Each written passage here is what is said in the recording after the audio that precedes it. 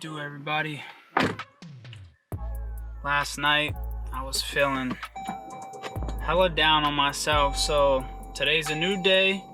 I'm gonna try to make the best of today. I think that's my goal. Make the best of today. It's a new day. Ain't nothing. It's just a new day. Yesterday I kind of was on negative thoughts towards the end of the night, so today I'm gonna switch it up and I'm gonna just be on more of a positive type of vibe in my mind. So, and if that's happening to you, try it out. If you're having a bad day, the next day be as positive, make it the best possible. The smallest things be happy about. So that's the goal for today. Today's a studio day, so off we go to get some work in, some editing, maybe take some pictures. We'll see how it goes.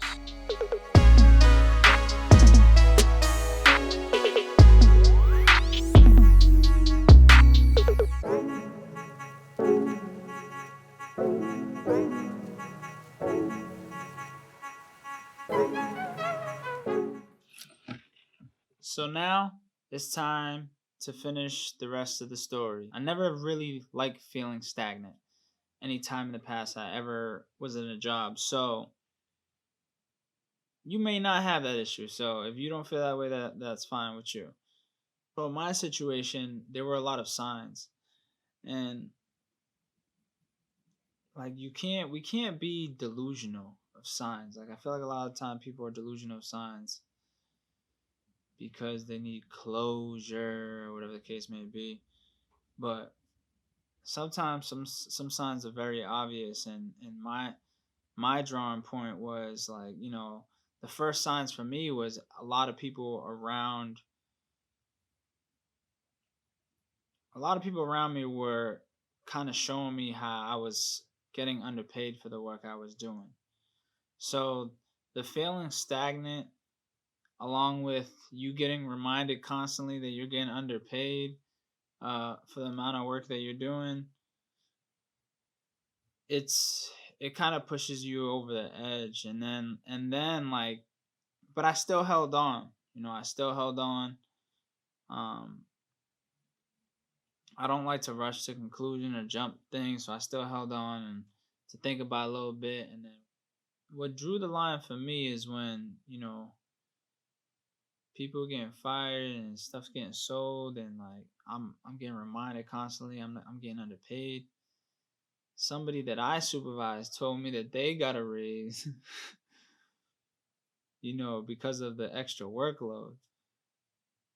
When like I was taking even more workload on. So it was just like, yeah, that was like the drawing line for me.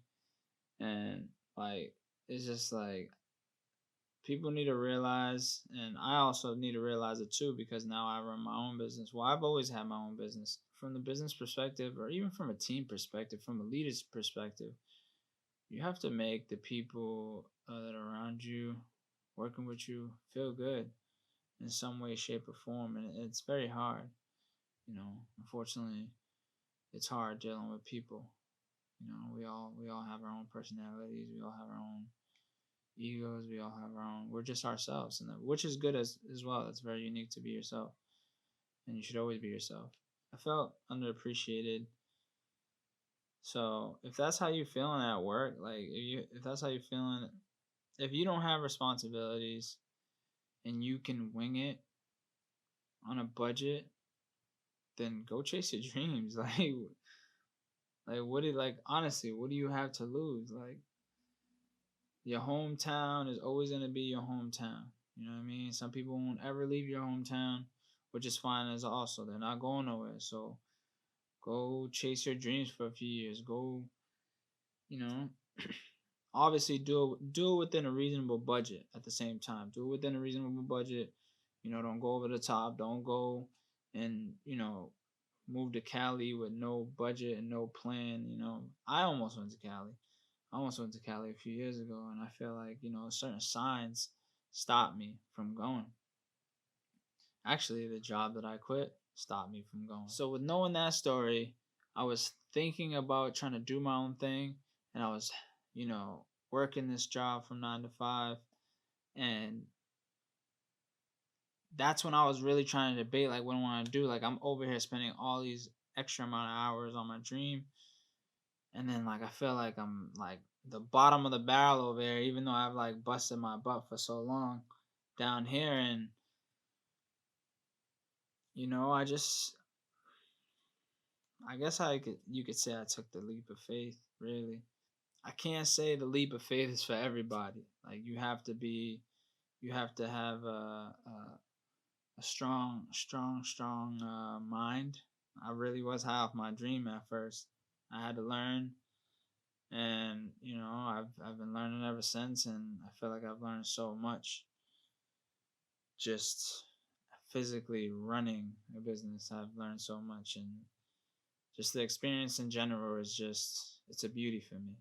If anybody's ever on the fence, if anybody that's going through it or trying to do their own thing, like I applaud you. That's kind of been my whole thing from the jump. I've always wanted to try to like create jobs for my friends and family that actually want to work too, because I'm not trying to enable nobody either. Like that's just not good for our culture. Like I don't think anybody should be lazy. Everybody should be willing to work. If the person that's leading your company doesn't want to grow, that is an issue. That is an issue.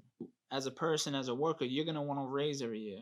So that means the leader has to be trying to push to get more sales because you're going to always want to raise. And if there's multiple people, there's going to be other people that are going to want raises. So your leader has to be always trying to evolve. And think about your situation with the scenario, like how you getting treated there. Does it seem like people want you there? Does it seem like people really like are they pulling you to the side? Like, are they having side conversation with you to check, how you doing? Checking in with you. You have to put all these variables together. It's like an equation, literally. You got to really look at your situation and make the best decision for you. Hold it out as long as you can. That's what I would say. Hold it out. Really plan, really stack that savings bank. Everybody, you gotta eat. A holla.